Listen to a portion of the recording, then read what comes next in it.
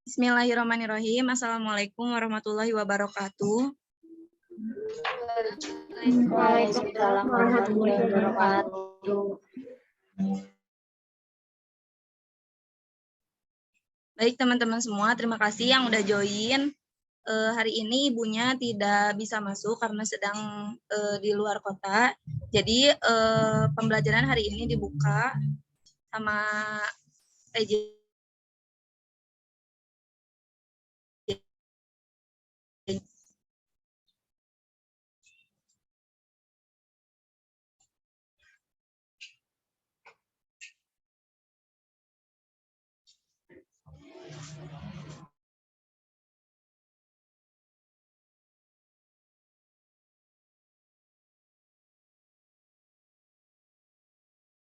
Mohon maaf sebelumnya, ini PJ langsung dimulai aja. Suaranya putus-putus. Ya, langsung dimulai aja. Maafin ya, di sini sinyalnya kurang bagus. Oke, baik. Sebelumnya suara saya terdengar? Terdengar. Oke, baik. Terima kasih kepada PJ Romi Atikasari yang telah mempersilahkan kepada kami untuk mempresentasikan materi pada pertemuan kali ini, yaitu mengenai pendekatan dan strategi pembelajaran di IMI. Sebelumnya mohon izin ya kepada semuanya untuk memperkenalkan anggota dari kelompok 2, yaitu ada Rina Siti Holilah, Ratu Dewi Alfi Fatinur Alima, Salsabila Hayati, Syifa Azizah Zakaria, Tiara Mudi Azahra, dan Tevia Anggraeni. Nah, untuk materi pertama akan disampaikan oleh rekan saya, Tevia Anggraeni, mengenai pendekatan dalam pembelajaran PKN di MI. Mangga kepada Saudari Tevia dipersilahkan. Baik, terima kasih Teh Salsabila. Kita lanjut aja, boleh lanjut slide-nya, Teh. Yang pertama itu ada pengertian pendekatan pembelajaran PKN di MI. Yang pertama kita harus tahu berarti pengertian dari pendekatan itu sendiri. Pendekatan ini adalah cara menangani masalah atau prosedur khusus cara menangani konflik dan merupakan langkah awal atau langkah pendahuluan. Itu arti dari sebuah pendekatan. Nah, pendekatan ini dapat digunakan dalam berbagai aspek. Ada pendekatan behavioristik yang metodenya untuk mempelajari individu melalui observasi. Kemudian ada pendekatan dialog yang didasarkan pada pandangan manusia itu memiliki hubungan fundamental yang berbeda. Contohnya seperti hubungan pencipta dan hubungan dengan sesama ciptaan. Kemudian ada pendekatan holistik atau pendekatan menyeluruh terhadap manusia guna memperoleh segala macam pengertian tentang manusia itu sendiri. Kemudian ada pendekatan normatif, pendekatan yang menggunakan norma-norma sebagai acuan atau patokan dan standar. Kemudian ada pendekatan objektif, pendekatan yang bersifat sosial dengan tujuan memperkuat atau menyanggah pengamatan itu sendiri. Dan juga ada pendekatan sistem yang kecenderungan metodologisnya ini meyakini metode riset sebagai jalan yang terbaik untuk memperoleh ilmu pengetahuan. Nah, itu pengertian dari pendekatan dan ada tadi beberapa macam pendekatannya. Kemudian sekarang kita berlanjut ke pembelajaran. Nah, pembelajaran itu apa sih? Pembelajaran ini proses interaksi peserta didik dengan pendidik dan sumber belajar pada suatu lingkungan belajar. Nah, jadi dapat disimpulkan bahwa pendekatan pembelajaran di MI ini adalah langkah awal yang diambil untuk menemukan cara melakukan sebuah pembelajaran proses interaksi peserta didik dengan pendidik dalam pelajaran PKN di MI. Selanjutnya, ada pendekatan yang mencapai tujuan pembelajaran PKN. Di antara lain, yang pertama itu ada evokasi. Ada evokasi. Apa evokasi ini? Nah, pendekatan ini itu menekankan pada inisiatif peserta didik untuk mengekspresikan dirinya secara spontan yang didasarkan pada kebebasan dan kesempatan. Dalam mengimplikasikan pendekatan ini, peranan guru sangat diperlukan. Nah, Peranan guru ini sangat diperlukan dalam apa yang disebut dengan ada namanya breaking the ice, agar setiap anak merasakan adanya suasana terbuka, bersahabat, kondusif untuk dapat menyatakan dirinya, apa yang menjadi pemikirannya, dan mengungkapkan perasaannya. Nah, dalam pendekatan ini, peran keluarga dan masyarakat juga sangat penting ya, agar peserta didik ini bisa memadukan pendidikan formal di sekolah dan pengalamannya di luar sekolah, khususnya yang berkaitan dengan nilai moral yang dibahas dalam kelas harus sejalan dengan apa yang dialaminya dalam kehidupan keluarga dan juga masyarakatnya. Seperti itu. Nah, jika tidak ada kesesuaian antara 3 unsur tersebut, maka nanti akan terjadi konflik dalam diri anak. Yang istilah dalam pendidikan kewarganegaraannya itu namanya intrapersonal konflik. Jadi konflik dalam diri anak ini bisa berlanjut menjadi konflik antar pribadi yang disebut interpersonal konflik. Nah, karena melihat tidak adanya keajegan antara nilai yang dipelajari dan diyakininya dengan apa yang terjadi di sekolah dan di dalam masyarakat secara keseluruhan. Itu yang disebut dengan evokasi. Kemudian sekarang ada yang kedua, yaitu inkulkasi atau menanamkan. Nah, pendekatan ini itu didasarkan pada sejumlah pertanyaan nilai yang telah disusun terlebih dahulu oleh seorang guru, oleh sang guru gitu. Nah, tujuannya ini adalah agar pertanyaan-pertanyaan yang menyangkut masalah nilai tersebut dapat digunakan untuk mempengaruhi dan sekaligus mengarahkan siswa itu ke dalam suatu kesimpulan nilai yang sudah direncanakan.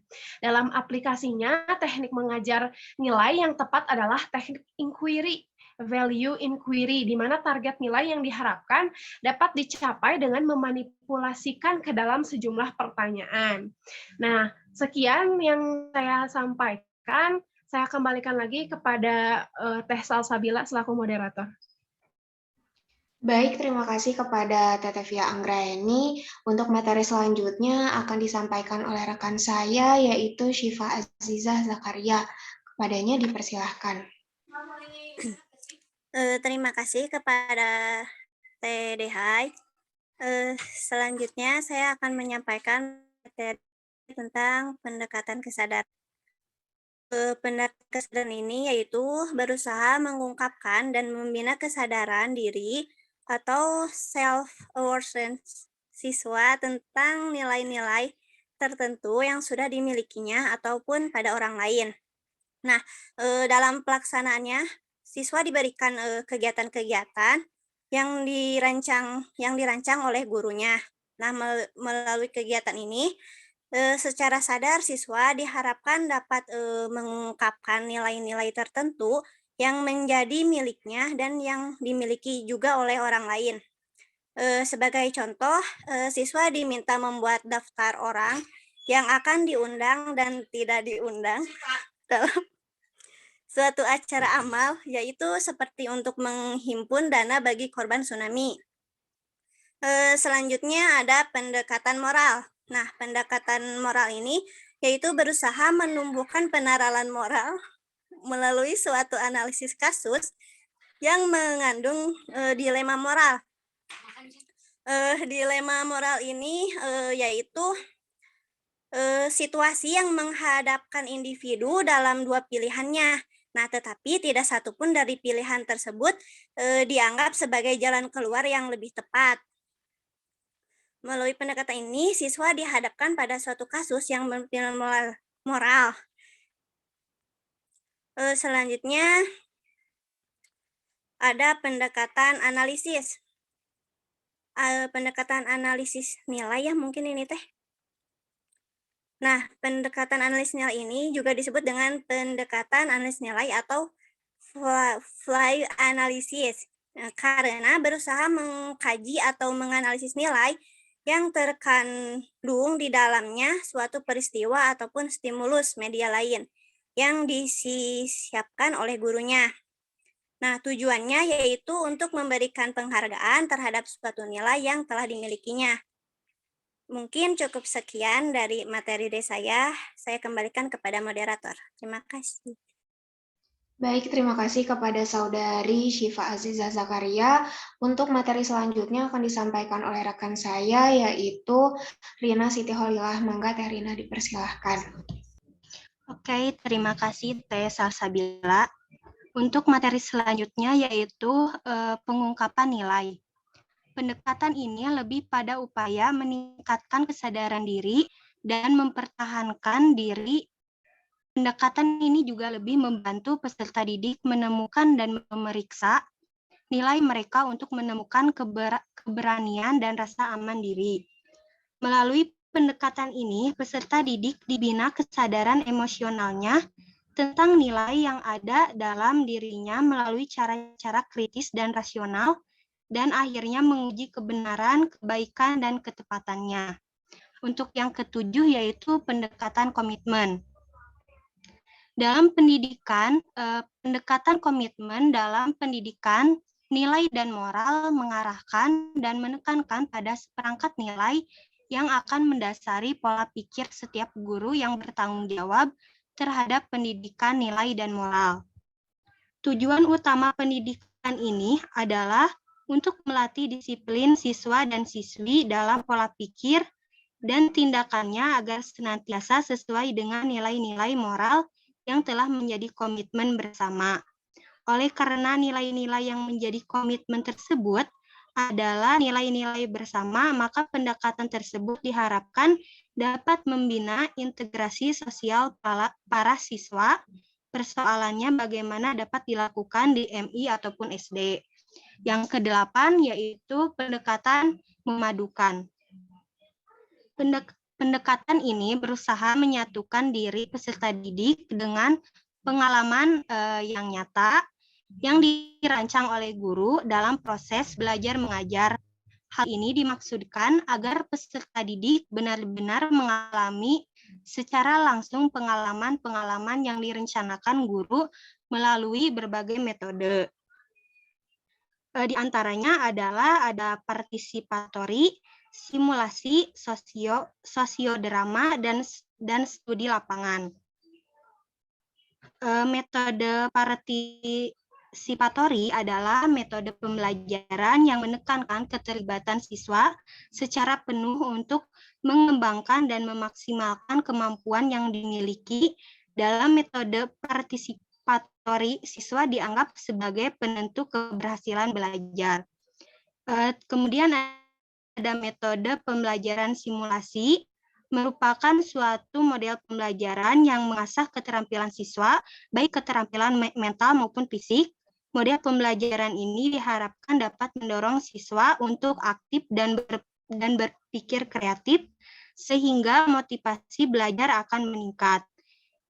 Selanjutnya ada sosiodrama, adalah metode pembelajaran bermain peran untuk memecahkan masalah-masalah yang berkaitan dengan fenomena sosial. Kemudian yang keempat ada studi lapangan, merupakan salah satu bentuk pembelajaran outdoor di mana terjadi kegiatan observasi untuk mengungkap fakta-fakta guna memperoleh data dengan cara terjun langsung ke lapangan. Mungkin sekian materi yang dapat saya paparkan, dikembalikan lagi kepada moderator. Baik, terima kasih kepada Saudari Rina Siti Holila. Selanjutnya untuk materi strategi pembelajaran PKN di MI akan disampaikan oleh rekan saya, yaitu Tiara Mudi Azahra. Mangga kepada Teh Tiara dipersilahkan. Oke, terima kasih kepada moderator. Baik teman-teman, nah setelah kita mempelajari tentang pendekatan pembelajaran PKN DMI, maka sekarang kita masuk ke dalam strategi pembelajaran PKN DMI. Nah sebelumnya pasti kita harus mengetahui pengertian dari strategi pembelajaran itu sendiri. Nah pertama, menurut Rianto, beliau menyebutkan bahwa strategi pembelajaran adalah siasat guru dalam mengefektifkan, mengefisienkan, serta mengoptimalkan fungsi dan interaksi antara siswa dengan komponen pembelajaran dalam suatu kegiatan pembelajaran untuk mencapai tujuan pembelajaran.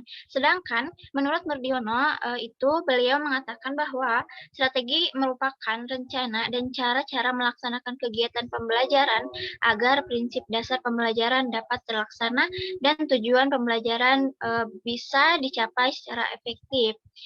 Singkatnya bahwa dapat kita simpulkan dari dua pengertian para ahli di atas bahwa strategi pembelajaran itu merupakan suatu rencana atau cara-cara yang digunakan oleh guru dengan menggunakan segala sumber belajar yang ada dalam proses pembelajaran agar tujuan pembelajarannya itu tercapai. Next.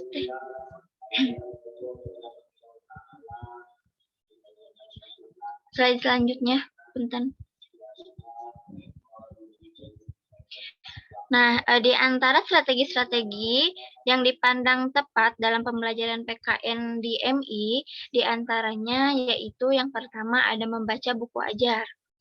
Membaca buku ajar ini, strategi ini itu meminta peserta didik untuk membaca materi yang akan dibahas gitu. Jadi para guru meminta peserta didiknya untuk membaca buku ajar sebelum kegiatan pembelajaran itu dimulai gitu. Kemudian ada strategi yang kedua yaitu mencari informasi.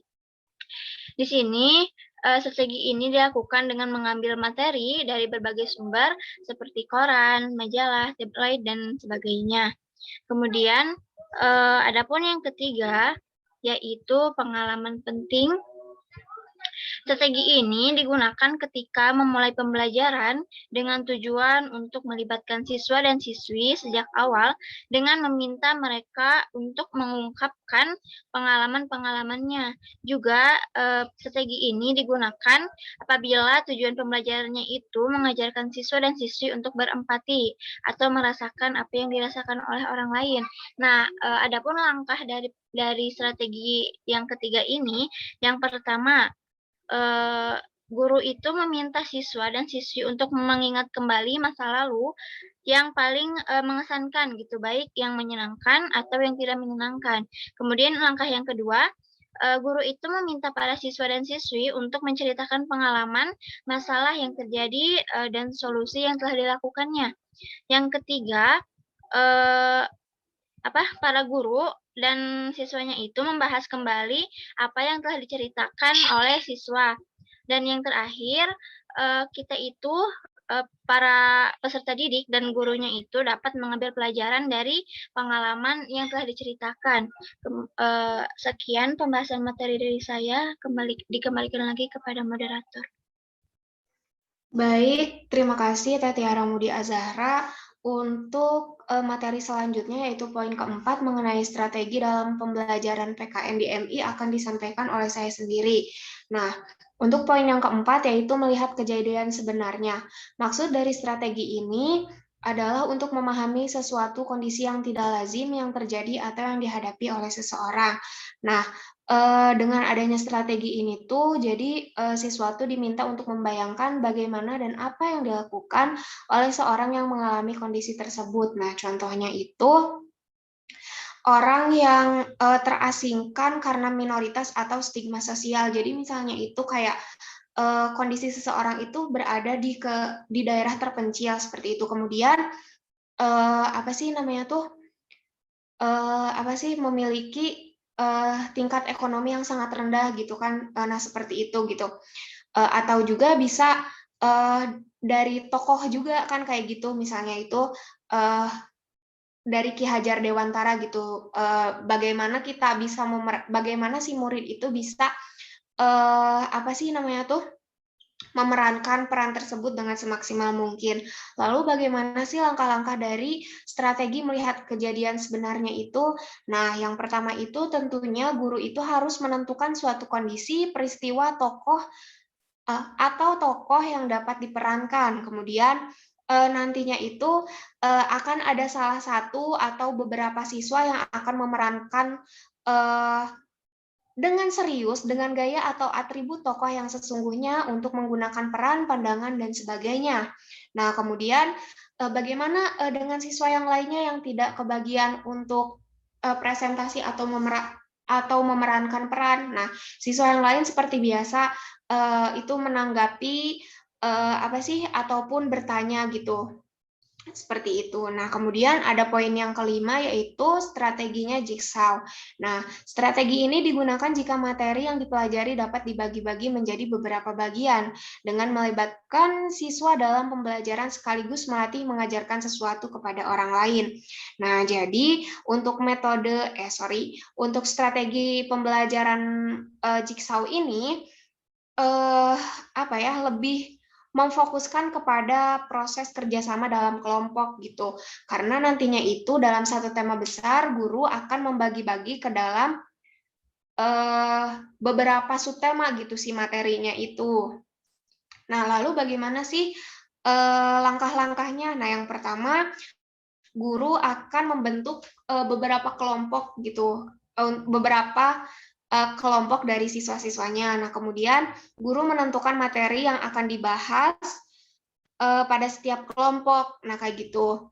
Kemudian dari tiap kelompok itu tentunya memiliki salah satu anggota untuk jadi juru bicara. Nah, kemudian mintalah kepada setiap kelompok untuk mendiskusikan jawaban, kemudian mintalah juru bicara untuk mempresentasikan kelompok lain, dan juru bicara tampil ke depan dan diskusi panel berjalan. Nah, kemudian untuk poin yang keenam, ada curahan gagasan. Boleh, Nek? Oke, makasih. Strategi ini merupakan mengungkapkan pemikiran atau ide tentang topik tertentu dengan bebas tanpa ada seleksi. Maksudnya ini kayak, ya udah kayak kita aja gening, kayak kan misalnya tuh disajikan topik ya oleh guru itu. Nah, terus kita tuh gimana caranya kayak ya udah ngungkapin ide atau pemikiran kita kayak gitu. Karena kan ini sifatnya itu bebas tanpa ada seleksi. Lalu bagaimana sih langkah-langkahnya? Nah, langkah-langkahnya yang pertama itu tentunya guru akan menentukan topik bahasan. Kedua, guru itu akan menstimulus bagaimana caranya si siswa itu mengungkapkan pandangan atau idenya yang berhubungan dengan topik yang akan dibahas. Nah, yang ketiga, langkah akhirnya gitu, nanti tuh si dosen tuh akan memberikan kesimpulan di akhir. Nah, untuk poin yang ketujuh yaitu ada diskusi kelompok kecil. Strategi ini memiliki tujuan untuk membangun kerjasama antar kelompok kecil, melatih kecakapan analitis, kepekaan sosial, dan tanggung jawab individu dalam kelompok.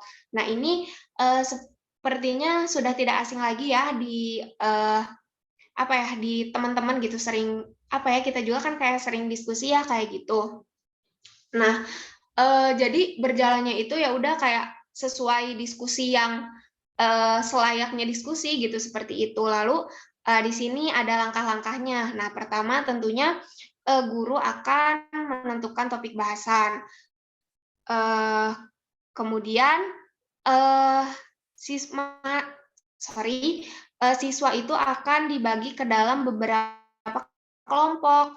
Nah, dari tiap-tiap kelompok itu nantinya juga akan menentukan juru bicaranya gitu. Jadi siapa sih yang akan mempresentasikan seperti itu. Nah, kemudian bagaimana dengan siswa-siswa yang lain? Nah, siswa yang lain itu seperti biasa memperhatikan, kemudian nanti di akhir bisa memberi tanggapan atau bertanya seperti itu.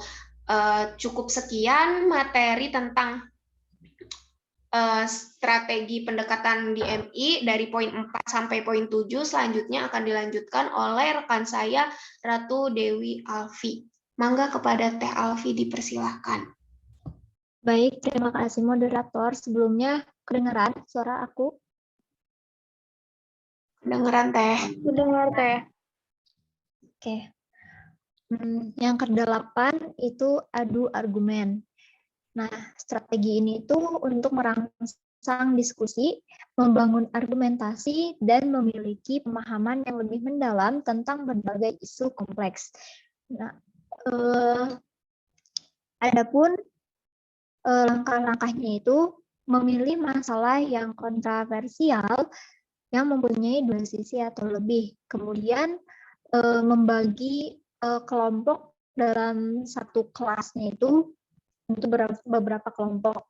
Nah, kemudian dari setiap kelompok itu diminta untuk membangun argumen yang menguatkan posisi masing-masing. Nah, dikondisikan juga kelompok dalam suatu kelompok itu harus benar-benar ada kerjasamanya, gitu, memunculkan kerjasamanya dan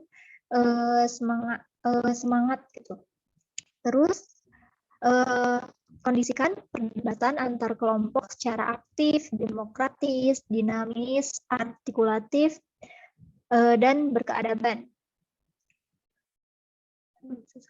Selanjutnya, poin ke-9 yaitu debat aktif. Nah, kalau debat aktif ini lebih mendorong siswa dan siswi untuk berpikir kritis.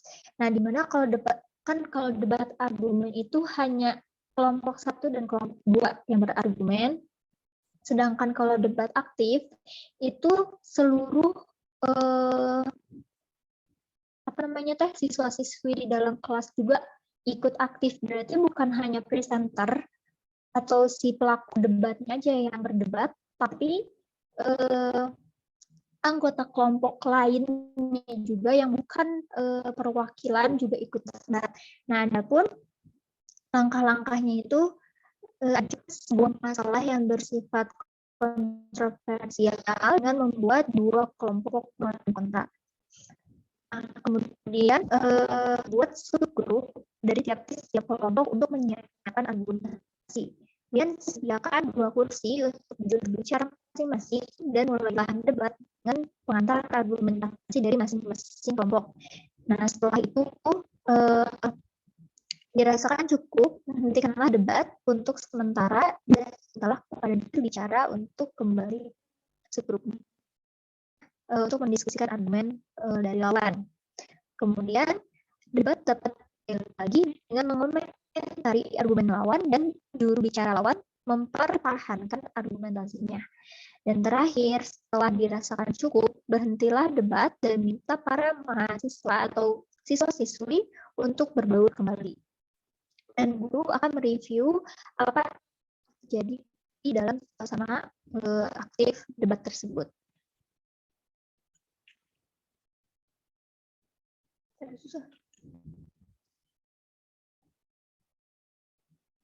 Selanjutnya, bermain peran atau role playing.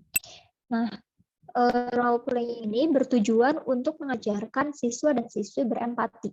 Nah, strategi ini dapat menstimulasi siswa dan siswi untuk mengasosiasikan diri dalam suatu peran tertentu, sehingga mereka lebih memahami, mendalami, dan mengerti tindakan sosial yang dilakukan oleh orang lain di lingkungan sosial. Nah, ada 3 aspek yang harus diperhatikan dalam role playing ini. Yang pertama itu mengambil peran, kedua membuat peran, dan yang ketiga tawar-menawar peran. Adapun langkah-langkahnya yaitu buatlah permasalahan yang diangkat dari setting atau kejadian aktual yang berkembang di masyarakat yang relevan dengan materi pembelajaran. Kemudian tunjuklah 2 orang atau lebih untuk memerankan tokoh yang terlibat dalam kejadian tersebut.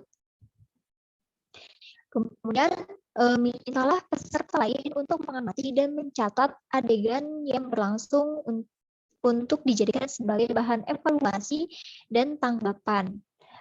Kemudian mintalah komentar pada peserta. Nah, peserta di sini itu maksudnya siswa dan siswi yang tidak ikut atau tidak tergolong dalam bermain peran tersebut.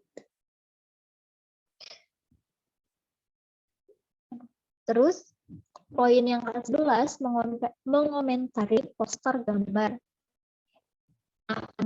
Mengomentari poster gambar atau poster komen ini bertujuan untuk menstimulasi dan meningkatkan kreativitas dan mendorong penghayatan siswa dan siswi terhadap suatu permasalahan.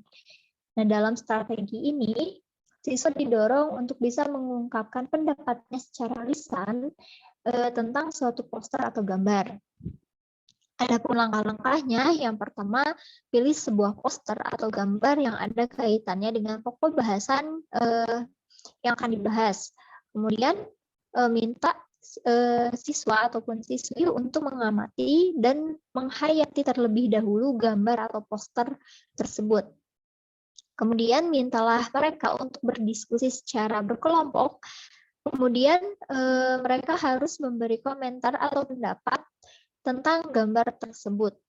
Dan mintalah siswa dan siswi untuk memberikan solusi atau rekomendasi berkaitan dengan poster atau gambar tersebut. Kemudian yang terakhir yaitu kata konsep. Nah, strategi ini menurut daya kreativitas dan kemampuan strategi ini tuh menuntut daya kreativitas dan kemampuan tingkat analisis yang tinggi. Nah, siswa dan siswi itu diminta untuk membuat sintesis atau diagram dari konsep-konsep yang saling berkaitan dengan memberikan tanda panah ataupun garis yang memiliki arti penghubung antar konsep tersebut.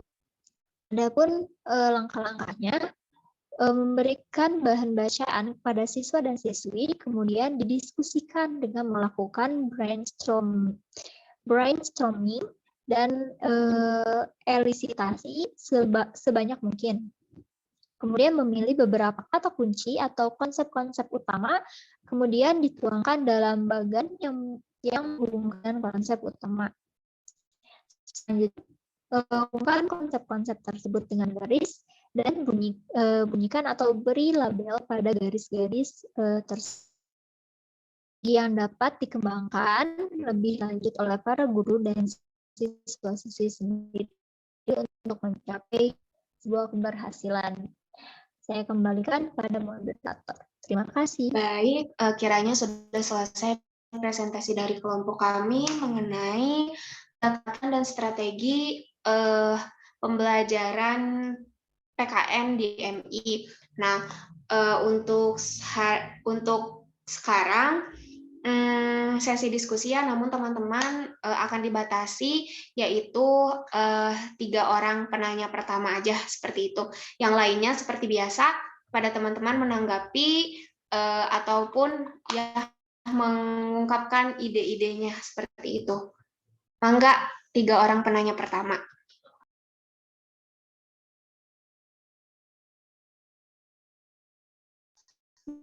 Boleh Teh Rima, dipersilahkan.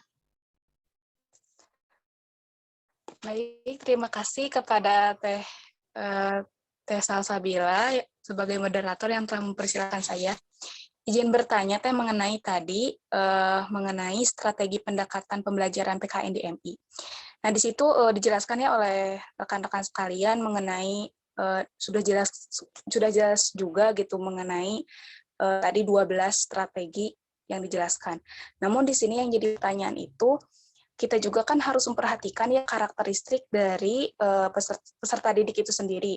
Nah, bagaimana sih cara kita mengemas agar strategi itu dapat pas gitu, dapat cocok bila dicantumkan atau bila direncanakan dan dilaksanakan dalam pembelajaran tersebut dengan karakteristik perbedaan gitu mungkin. Bagaimana Teh Dehai? Oke, baik, saya ulangi ya, tadi putus-putus di saya.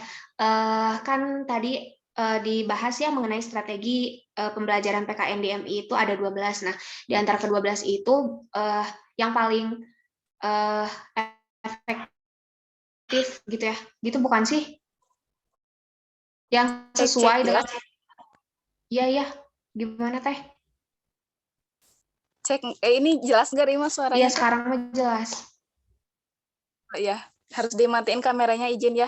Jadi gini maksudnya Teh Dehai kan strategi itu banyak tadi ya dijelaskan. Jadi yang jadi pertanyaan intinya itu kita juga kan harus mengacu pada karakteristik peserta didik itu sendiri.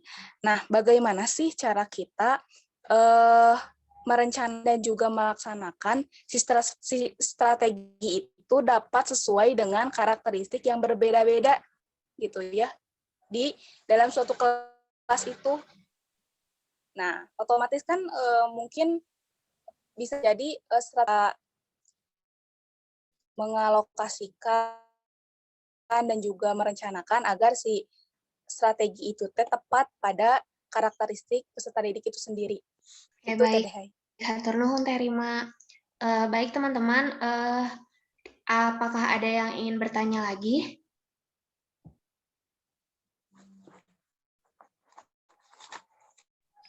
Itu si Wewen.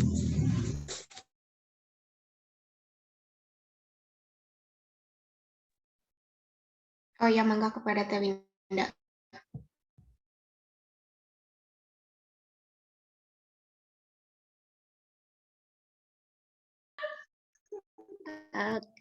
Oke, baik, makasih. Sebelumnya saya mengapresiasi ya kepada kelompok 2 yang telah menyampaikan banyak sekali materi tentang pendekatan juga strategi pembelajaran PKN-DMI yang luar biasa sekali ya materinya. Yang ingin saya tanyakan di sini adalah kita tahu di abad 2021 ini setiap abad, bukan setiap abad ya, setiap tahun itu ada yang namanya pendekatan yang paling efektif juga strategi-strategi yang dilakukan seperti yang dicontohkan oleh presenter tadi. Tapi kita juga tahu bahwa di abad 21 ini ada yang namanya 4C. Kemudian PPK, metode host, dan juga TPACK. Yang merupakan itu semua sebuah pendekatan untuk membentuk generasi masa kini itu menjadi lebih kritis, juga pandai membaca situasi, kemudian juga mengevaluasi dan lain sebagainya. Nah, yang ingin saya tanyakan adalah apa bedanya pendekatan yang telah kelompok presenter tadi lakukan dengan strategi yang ini gitu, yang ada di abad 2021 ini seperti 4C PPK, kemudian HOTS TPACK ini. Apa bedanya? Kemudian jika memang salah satunya perlu atau lebih efektif yang mana gitu. Lebih efektif apakah menggunakan 4C PPK HOTS TPACK ataukah tadi yang disebutkan oleh kelompok presenter. Kemudian yang ketiga adalah jika tidak salah satunya, maka bagaimana cara mengoperasikan metode 4C PPK HOTS TPACK ini di pembelajaran PKN tingkat SD. Begitu. Gimana? Dapat dipahami nggak? Ya, ketangkep. Hatur nuhun Teh Wia, bagaimana kepada teman-teman yang lain, apakah ada yang ingin bertanya lagi?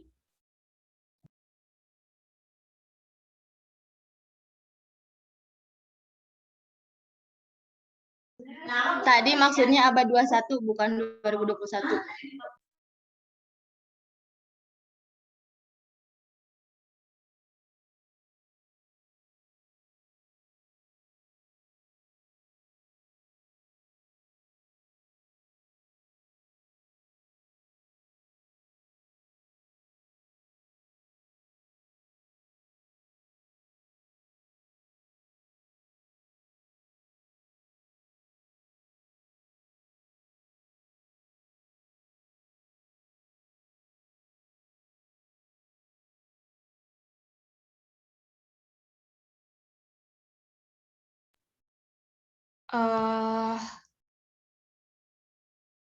Gimana teman-teman, ada lagi nggak? Kalau misalnya nggak ada, boleh minta waktu kami untuk berdiskusi.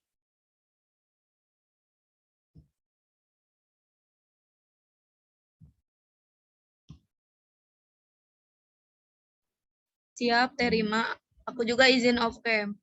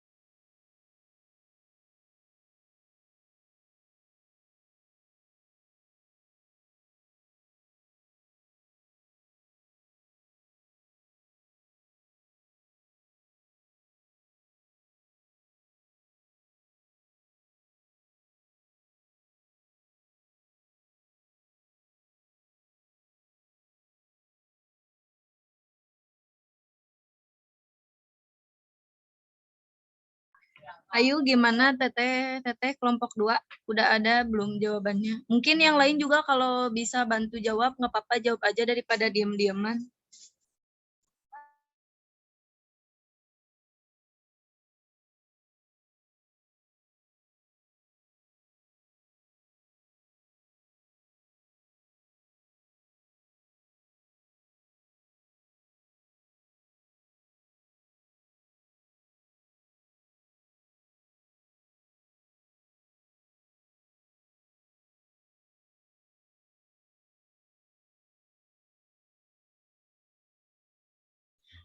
Ini aja tuh sambil, udah ada belum jawabannya? Teh, kalau belum sambil di absen aja, biar nggak diem-dieman. Iya, boleh, mangga Teh. Boleh. Siapa sih? Romi. Yang ada bilang hadir ya. Putri Maulida.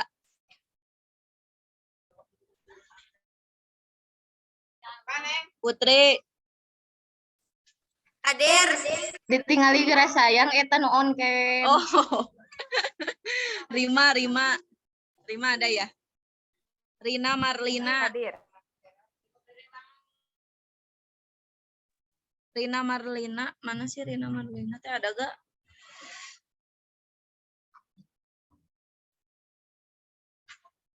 Rina Marlina nggak ada.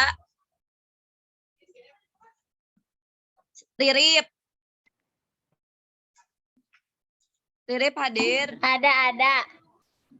Hadir. Risa Dwi.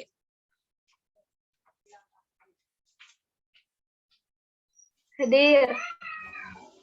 Rosi Dwita.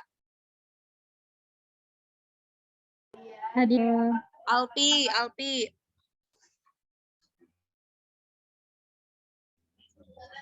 Salsa Sari. Salsa hadir. Hadir. Dehai ada ya Dehai. Saras. Hadir. Madam. Selvia.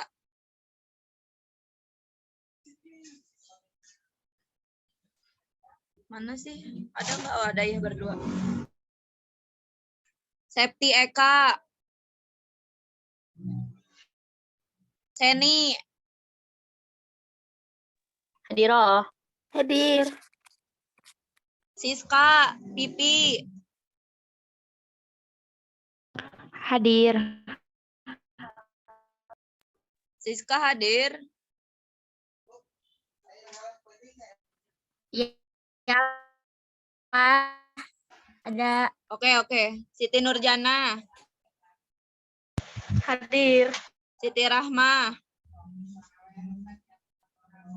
Hadir. Siti Rukmini. Ada. Sophia, Sipa, Jija. Hadir. Tanti, Tevia. Hadir. Tevia ada ya? Hadir. Tiara Mudi, Tiara Nur. Hadir. Tuti Awalia. Tuti Alawiyah, Uli Laili. Hadir. Uli, berdua ya. Vita, Widea, Widi. Hadir. Widea, ada gak Widea? Widea hadir. Widea hadir. Ya. Winda Sri Yunita, Yenita, Yeti. Hadir loh. Membaca buku aja. Ye hadir ya Ye.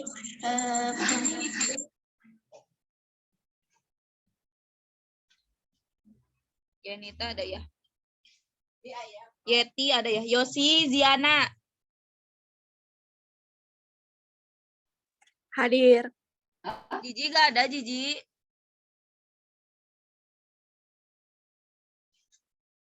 Oke, ya udah lanjut. Terima kasih.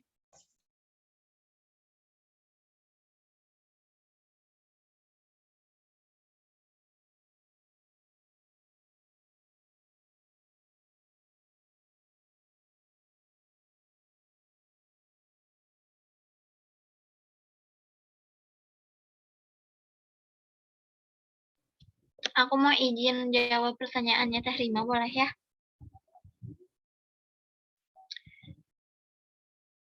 Pertanyaannya Teh tentang ini ya, bagaimana cara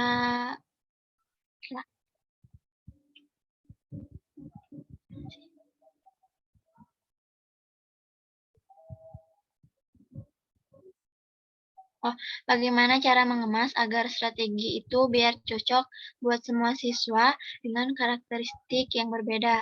Nah, di sini setelah membaca beberapa sumber ya, untuk menentukan strategi yang cocok gitu, maka kita itu harus mengetahui tujuan yang ingin dicapainya dulu gitu.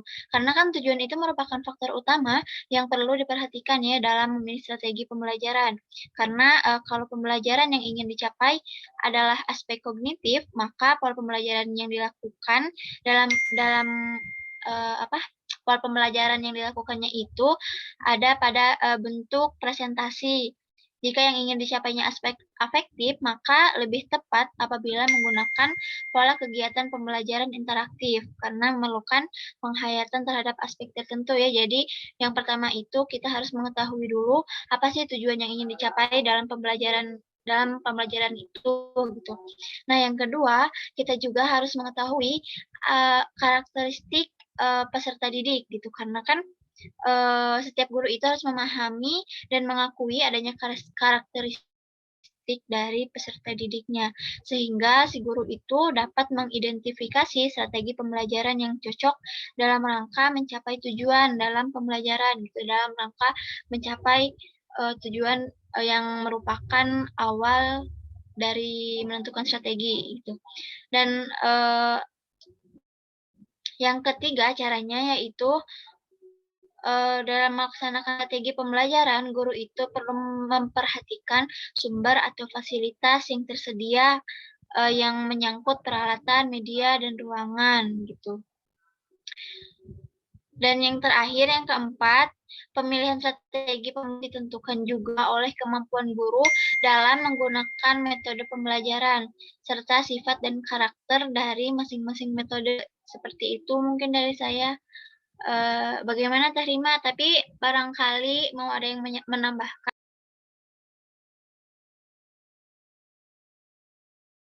Teh Tiara, tadi jawaban yang Rima ya? Iya Teh.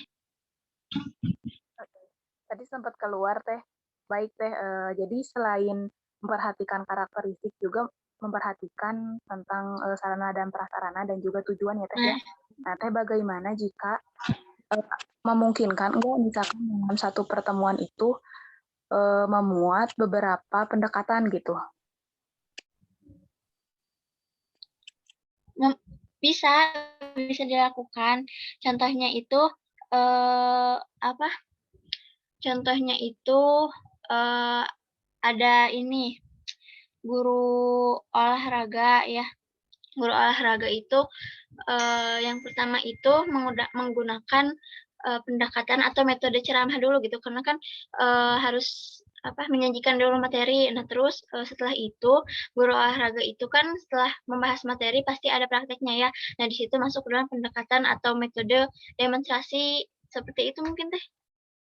Izin masuk dulu, kalau itu kan di bidang olahraga gitu ya, mata pelajaran olahraga. Sedangkan kita kan sekarang sedang membahas PKN gitu. Kalau dalam mata pelajaran PKN sendiri tuh gimana?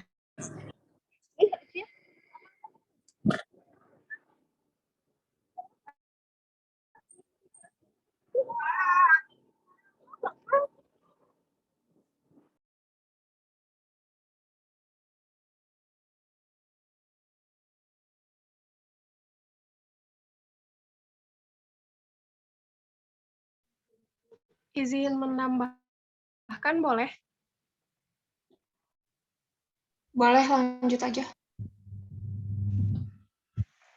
Ya, Kak Wewen, kalau contoh dari, kita kan sekarang lagi belajar PKN gitu ya. Jadi kalau di PKN bisa nggak kombinasi? Bisa ya, kayak tadi, pertama bisa pakai metode ceramah. Bisa juga kan kita ngasih stimulus dulu dong ke anak, nggak tiba-tiba ngasih tugas atau tiba-tiba apa. Kita kasih stimulus dulu ke anak, kita kasih materi dengan metode ceramah, kemudian misalkan contohnya kita pakai strategi yang critical incident. Kita buat anak buat nginget lagi ke masa lalunya tentang misalkan sesuatu yang dipelajari di hari itu gitu. Misalkan lagi belajar Pancasila nih, sila pertama, kita ngejelasin dulu jelasin dulu gitu Pancasila pertama teh apa, gimana. Terus kita pakai strategi yang critical incident.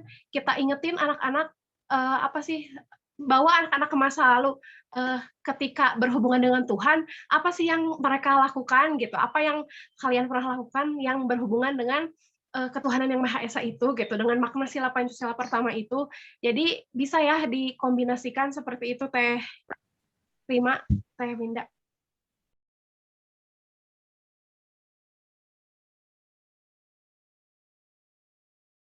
Baik, Teh Via, terima kasih. Jadi intinya mah gimana gurunya aja ya yang bisa mengkombinasikan itu dengan cocok sesuai dengan peserta didik. Mungkin itu ya Teh ya. Terima kasih Teh jawabannya, Teh Tiara sama Teh Via. Iya, Teh Rima gitu. Jadi bisa dikombinasikan. Bahkan kalau udah ada di lapangan, tidak hanya 2 pendekatan atau strategi, lebih dari itu pun bisa sebenarnya Teh Rima.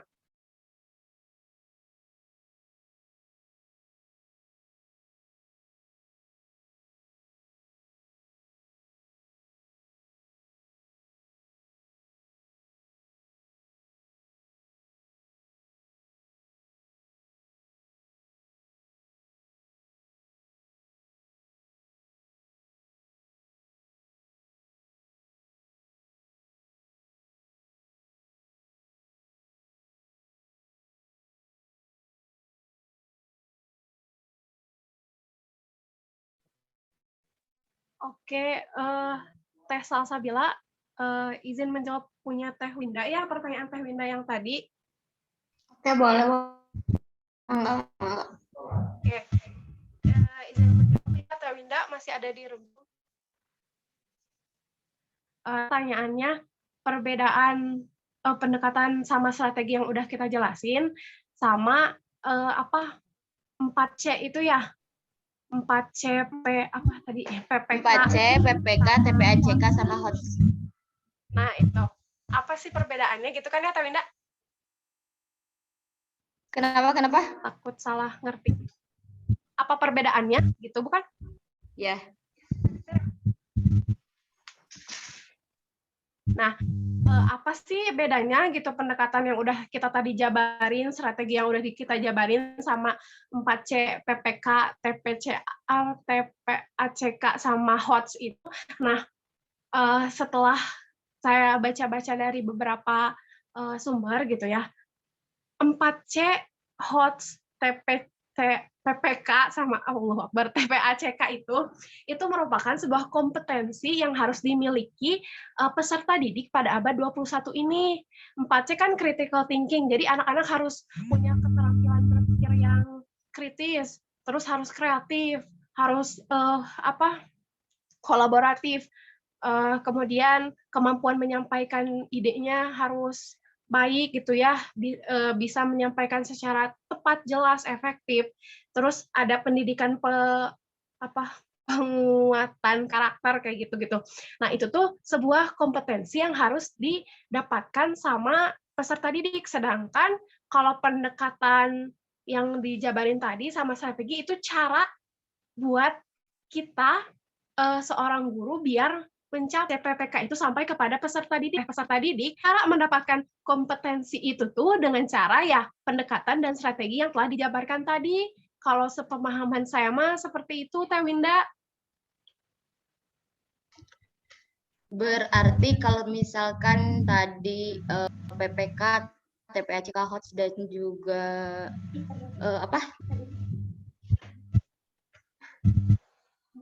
mungkin mimiti 4C itu mah berarti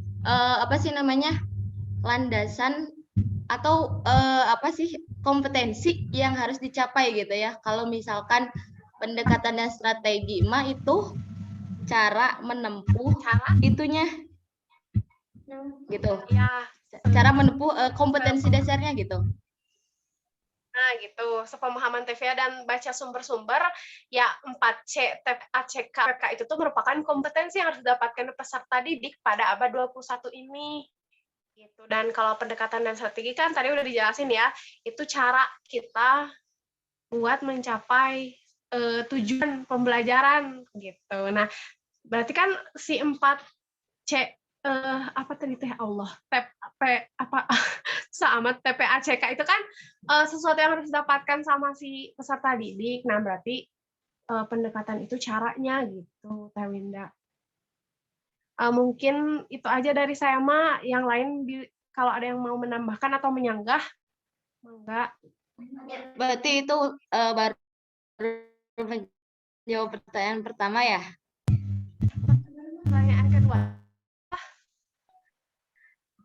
Jadi yang kedua kan itu jika memang udah didapatkan kesimpulan bahwa memang bangsa TPSK, PPK, dan 4C itu merupakan kompetensi atau landasan yang harus dicapai oleh anak-anak di abad 21 ini, dan kalau pendekatan dan strategi itu merupakan langkah untuk mencapai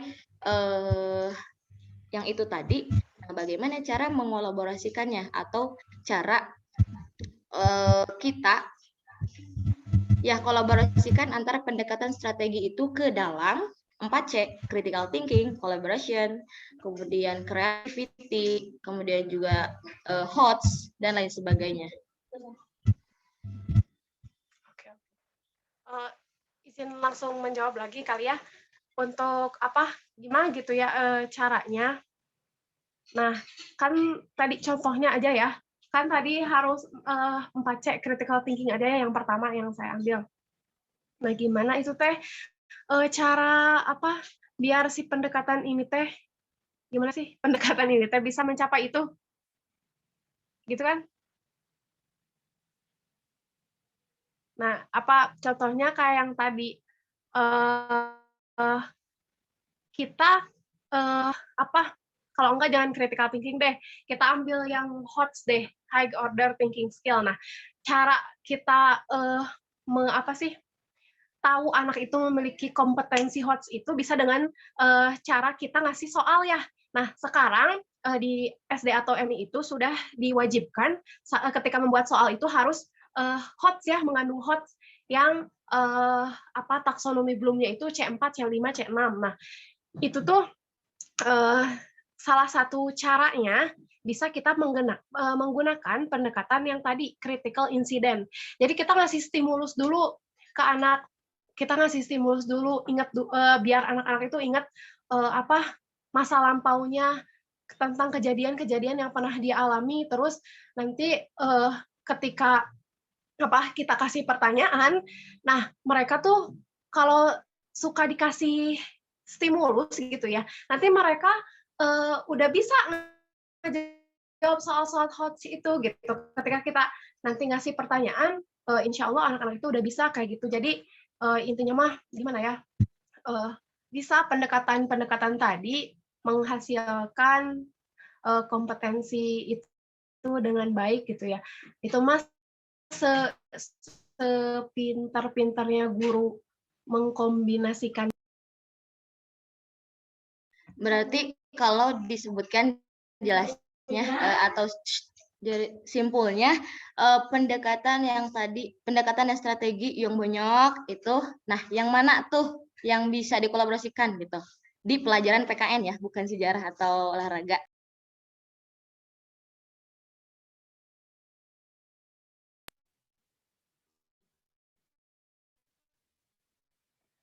Yang tadi saya bicarakan sih sebenarnya bukan sejarah ya, critical incident itu jadi nginget-nginget apa yang mereka lakuin tapi ya tentang PKN gitu, kayak misalkan dikasih stimulus, kalian kalau di rumah tuh misalkan suka ada kegiatan apa sih lagi bicarain gotong, suka ada acara apa gitu, nanti kan mereka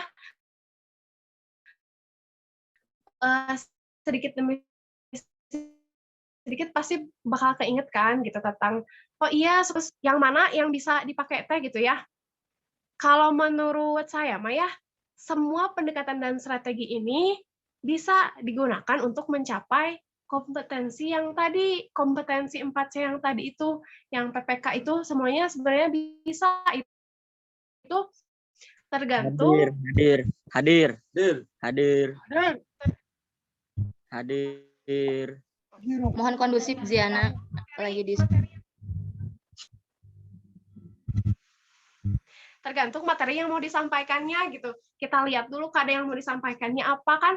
Kalau udah tahu misalkan KD-nya apa ya nanti bisa dipilih pendekatannya tuh. Tapi insya Allah semua pendekatan dan strategi itu bisa untuk mencapai yang tadi kompetensi 4C yang tadi itu.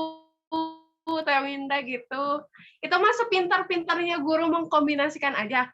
Semuanya bisa dikombinasikan harusnya mah.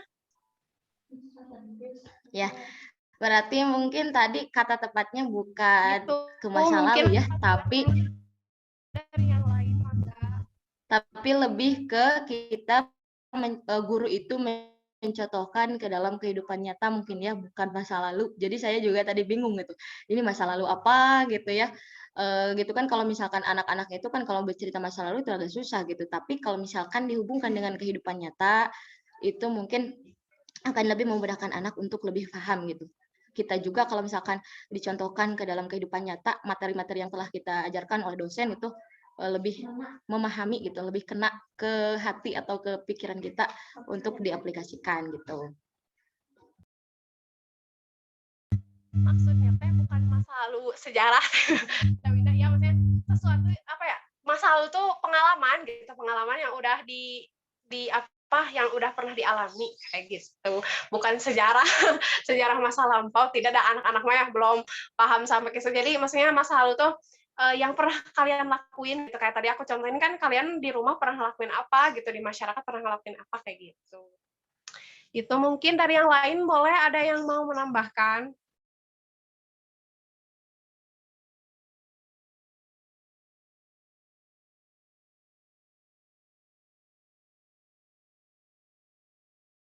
Teh Salsa boleh izin menambahkan Teh?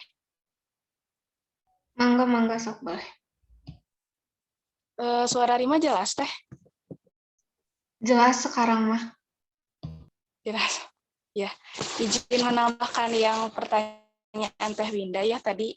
Sebenarnya ada sangkut paut sama Rima juga tadi mengenai hal yang apa tadi Teh PPK, C, di 3 hal tersebut bahwa RPP di abad 21 ini emang mencakup itu gitu ya, mencakup PPK, 4C dan juga HOTS gitu, juga literasi. Nah, sebetulnya dalam RPP abad 21 ini kan ini khususnya itu untuk mempelajari PKMI. Nah, otomatis kan cara kita mengkolaborasikan 4C dalam strategi dan pendekatan pun sangat beragam gitu Teh Winda. Nah, maksudnya gini, yang 4C itu kan ada critical thinking, collaboration, communication, dan juga satu lagi teh apa gitu ya. Satu lagi teh coba bentar. Sama satu lagi teh, oh iya creativity. Nah di situ kan 4C itu dicantumkan di kegiatan pembelajaran gitu. Kegiatan pembelajaran bagian intinya gitu, di mana si 4C itu harus tercantum. Nah, otomatis dalam 4C itu harus menerapkan strategi dan strategi dan pendekatan pembelajaran di PKN ini. Caranya yang pertama kan kita itu yang critical thinking ya. Critical thinking itu kan berpikir kritis, di mana siswa ini harus mengajukan pertanyaan tentang materi yang akan diajukan oleh guru gitu. Misalkan guru misalkan di SD materi kelas 4 misalkan tentang Pancasila. Nah, tadi sudah dijelaskan oleh Teh Tevia bahwa bertanya gitu. Jadi kan di situ ada critical thinking-nya. Kemudian yang kedua itu collaboration. Collaboration itu kan kerjasama. Nah, berarti kan strategi yang digunakan itu seperti mendiskusikan, kemudian bisa mengumpulkan informasi, dan yang lainnya. Terus yang ketiga, ada communication. Nah, communication ini kan berkomunikasi. di mana si siswa ini berdiskusi. Berarti kan di sini juga pendekatan yang digunakan juga bisa bertevia bahwa semua pendekatan memungkinkan bisa digunakan di semua pembelajaran, terutama di khususnya gitu ya di pembelajaran PKN di MI. Kemudian yang keempat ada creativity atau kreativitas. Berarti di sini siswa dapat membuat kreativitas secara sederhana, misalkan kalau di sini mah dengan membuat laporan gitu, misalkan sebelumnya kita membentuk kelompok gitu, berarti seperti masih kayak diskusi juga, cuma di sini lebih ke pemahaman sendiri mengenai apa saja yang telah dipelajari. Intinya ini teh emang ada gitu di kegiatan inti yang harus dicantumkan di RPP Aba 21 ini. Mungkin itu Teh Winda tambahannya, Teh Dahai. Terima kasih. Ya, terima kasih, Mak. Jadi intinya Mak mungkin TPACK. Gini ya, kalau misalkan di sini saya dapat simpulkan gitu ya, TPACK, PPK, HOTS, dan juga apa sih tadi PPK ya, itu merupakan kan itu strategi-strategi atau bukan pendekatan sih ya, kurikulum atau landasan gitu yang bisa digunakan acuan pada abad 21 gitu ya.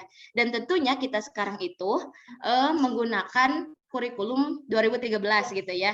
Jadi memang sudah sesuai TPACK PPK HOTS ini dengan kurikulum 2013. Sebenarnya gitu mungkin yang bisa saya pahami sekarang itu tidak perlu dijawab banyak-banyak gitu. Karena memang sudah sesuai dengan kurikulum yang ada gitu. Gitu kan ya?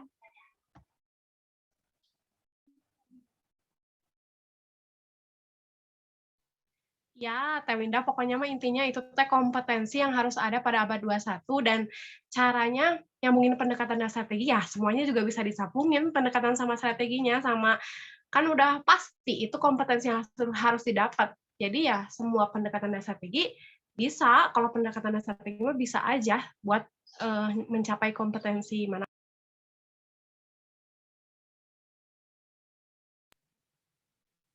Baik. Apa Teh Pia? Habis lanjut ke pertanyaan selanjutnya gitu. Jawaban selanjutnya. Enggak sih, kayaknya udah cukup aja gitu ya. Mengingat waktu juga, saya dikonfirmasi sama PJ katanya diskusi berlangsung sampai jam 5 dan tidak memungkinkan juga ya untuk menambah lagi pertanyaan gitu. Kiranya dicukupkan aja, bagaimana Ibu PJ? Putih katanya mau menambahkan dari tadi. Iya, mau bicara. Masih ada yang mau menambahkan? Ada 6 menit lagi Bu PJ. Sama Sopa katanya mau menambah. Wewen. Mangga sok kalau ada yang mau menambahkan. Kalau misalkan nggak ada, langsung tutup aja ya, Dehai. Kalau nggak ada, tunggu aja dulu 5 menit lagi. Nanti di akhir ada si foto ya.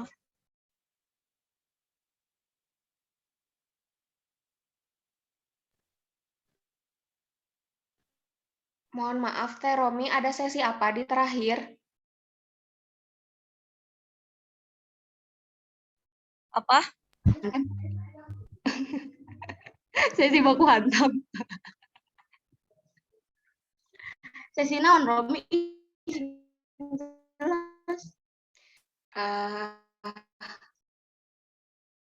Oke. Baik, kepada teman-teman untuk diskusi mengenai pendekatan dan strategi pembelajaran PKN DMI mungkin dicukupkan sampai di sini. Terima kasih kepada teman-teman yang sudah berpartisipasi penuh dalam kegiatan diskusi ini dan kiranya kami sorry, kok aku ngomongnya ya dicukupkan saja ya gitu untuk terakhir. Ada sesi foto bersama ya kepada teman-teman yang tidak mengalami kendala, boleh dinyalakan kameranya.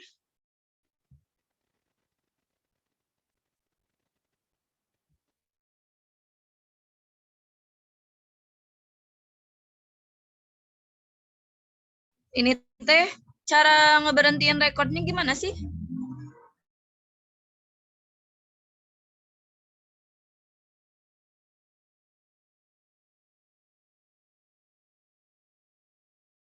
Camp enggak. Saya dapat laporan dari Bu Heni katanya yang tidak on cam bahannya. Mangga teman-teman. Mangga tolong bantu SS-in dong, di aku hitam semua soalnya nggak ada sinyal, ini sinyalnya jelek di home. Ya. Ya boleh di DHI. Untuk slide pertama siap ya? 1, 2, 3. Aku mau langsung. Bentar ya, mau langsung ditempel aja biar cepat.